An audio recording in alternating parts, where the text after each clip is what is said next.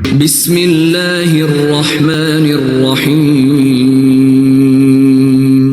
ایک چھوٹے سے گاؤں میں ایک غریب مزدور رہتا تھا، نام تھا عبداللہ۔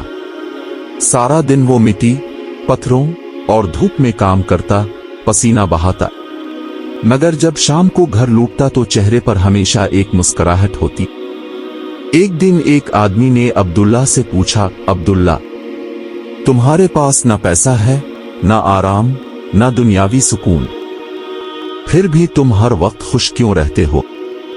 عبداللہ نے مسکرا کر کہا، اللہ پر یقین ہے نا بھائی، اس لیے غم نہیں۔ جس رب نے مجھے سانس دی ہے وہی رزق بھی دے گا، میں بس شکر کرتا ہوں، شکایت نہیں۔ دن گزرتے گئے۔ ایک دن عبداللہ سخت بیمار ہو گیا، کام پر نہیں جا سکا، گھر میں کھانے کو کچھ نہیں، بیوی بچوں کی آنکھوں میں آنسو، مگر وہ پھر بھی کہتا، اللہ پر بھروسہ رکھو، میرا رب دیکھ رہا ہے۔ رات کا وقت تھا، عبداللہ نے وضو کیا، 2 رکعت نفل پڑھے اور ہاتھ اٹھائے، یا اللہ، میں تیرے در کا فقیر ہوں، تو غنی ہے، میں مجبور ہوں، تو کریم ہے، میں کسی انسان کے آگے نہیں جھکے گا، بس تیرے آگے سر جھکاتا ہوں، اگر تو چاہے تو لمحے میں رزق کے دروازے کھول دے۔ اور پھر عبداللہ کی آنکھوں سے آنسو بہہ گئے۔ صبح ہوئی، دروازے پر دستک ہوئی، ایک شخص کھڑا تھا، کہنے لگا، میں قریبی شہر سے آیا ہوں، مجھے مزدور چاہیے، کیا تم کام کرو گے؟ عبداللہ نے کہا، کیوں نہیں بھائی، کام تو عبادت ہے۔ وہ شخص عبداللہ کو ساتھ لے گیا۔